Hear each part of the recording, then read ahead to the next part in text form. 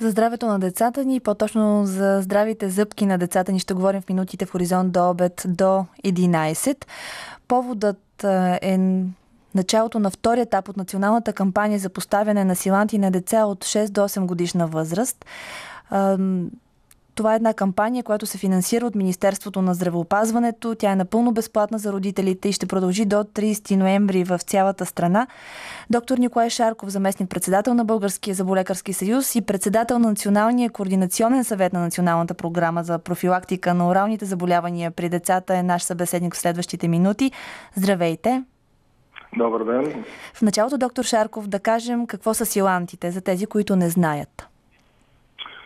Силантите са дентални материали, с които се запечатват дълбоките падини на дъвкателните зъби предимно и то на постоянните дъвкателни зъби най-вече. Ние тези падини ги наричаме фисури и ямки. Те наподобяват тези материали съвременните материали за правене на пломби, но за разлика от тях не се изисква дълбаене на зъба с режещи инструменти.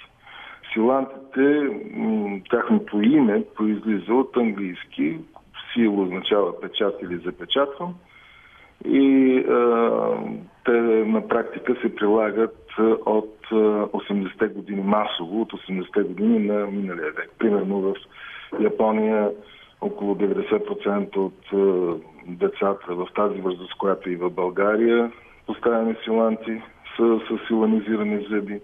И силантите са доказали, че когато се поставят в тези дълбоки падини, те предпазват зъбът от кариес, защото в тези фисури и ямки се задържа зъбна плака, която зъбна плака със своята киселинност води до разграждане на емайла и образуването на кариес. И тя много трудно се отстранява от тези участъци. А като ги запечатаме, на практика не позволяваме да се образува зъбна плака и да се задържа там. Освен, че е безплатна, тази процедура е напълно безболезнена, така че какво по-хубаво от това да бъдат предпазени децата ни в ранна детска възраст от развитието на кариеси. Казахте ли на кои зъби се поставят?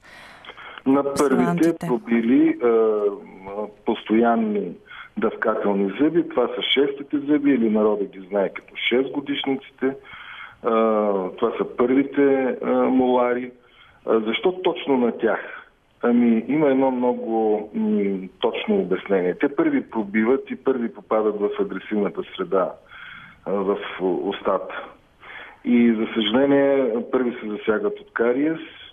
И веднага давам пример. Най-често те са най-рано извадените зъби от устата на индивида, от устата на пациента.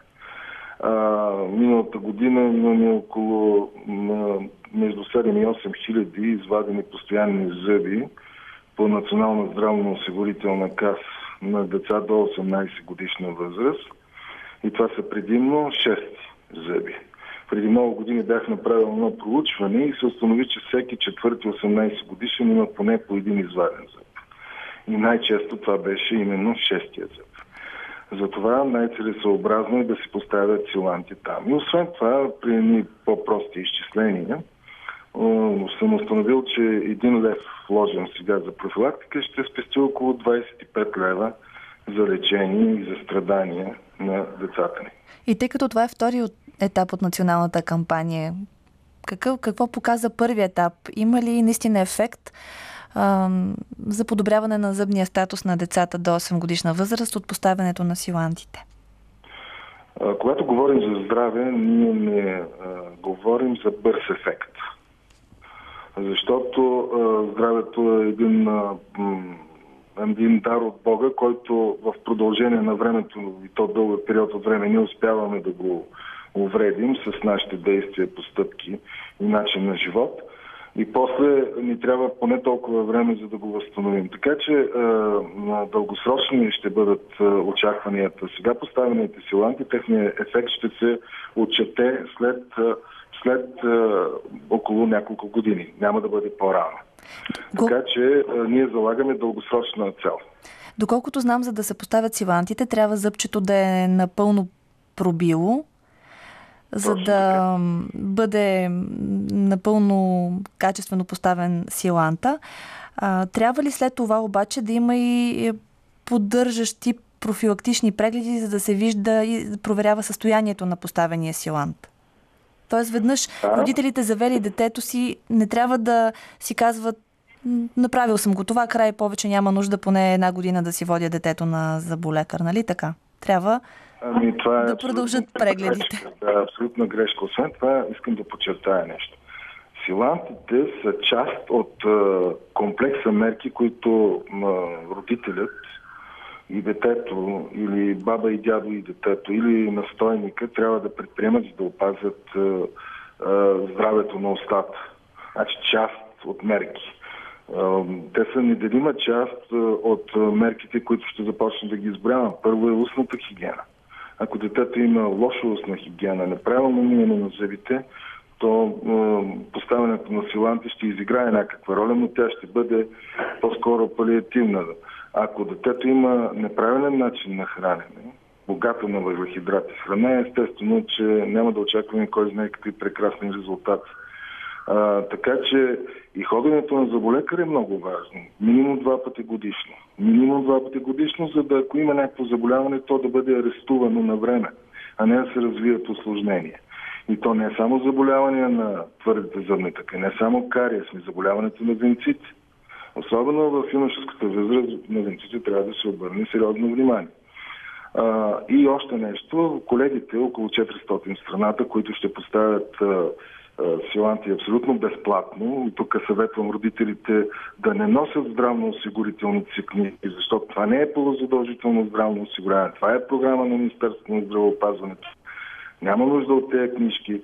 Касае се за всички деца в България, от всички етноси, абсолютно безплатно поставяне на тези силанти, обаче децата трябва да бъдат между 6 и 8 годишна възраст. Къде могат да бъдат видяни имената на зъболекарите, офисите, където могат да... Само да довърша нещо. И на третия или четвъртия месец, нека да се поставят на силантите, добре родителите отново да заведат детето, колегата лекар по дентална медицина да провери какво е състоянието на силантите, какво е състоянието на устната хигиена, дали са взети мерки за промяна на начина на хранене, ако се е налагало и така нататък. От личния си опит мога да кажа, че тази национална програма наистина за мен е от изключително значение и заради това, че е безплатна, защото преди да влезе в сила, сериозни са средствата, които едно семейство трябва да отдели, за да бъдат поставени силанти на зъбите на децата, които са между 6 и 8 годишна възраст. Така че това наистина е изключителна възможност за семействата да се погрижат за това децата да имат здрави зъби в отрана детска възраст и ако може да опазят тези зъби и за по-нататък, защото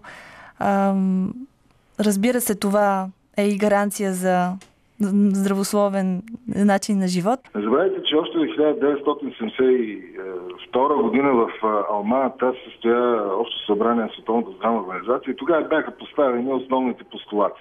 На първо място индивида се грижи за собственото си здраве. Това е първото и основно, което трябва да разбере българина. Крайно време. Тези промени, които някои наричат демократични, други по друг начин, за тези 20 години българина не разбра, че сам трябва да се грижи за собственото си здраве. И вече на второ място е обществото, което трябва да се грижи за здравето на индивида. Значи ние ще направим всичко възможно да се разбием здравето и ще чакаме обществото да ни понесе на ръце към болниците.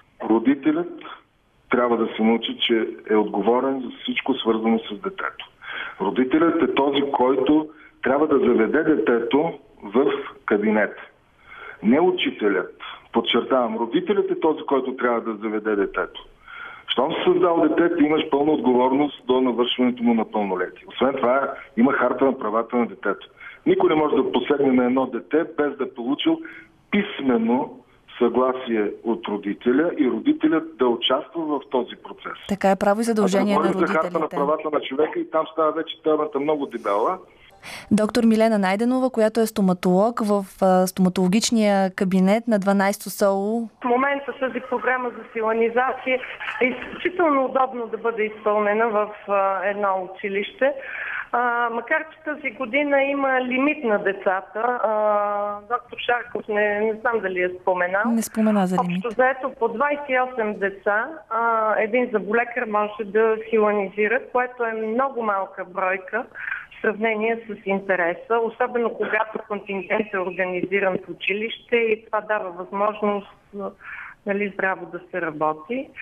Но вероятно такива са средствата и такива са възможностите, макар че за една национална програма не може да има ограничаване в бройката, но това е въпрос на решение там на съответните органи. Ще има ли при вас деца, на които ще поставите такива силанти? Казахте, че това е изключително удобна възможност.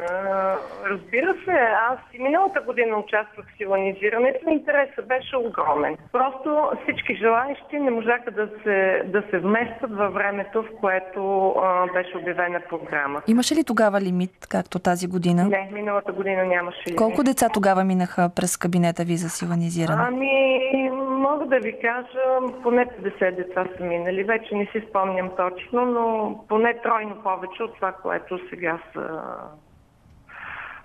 фиксирали като бройка. Може би средствата са такива, нямам представа.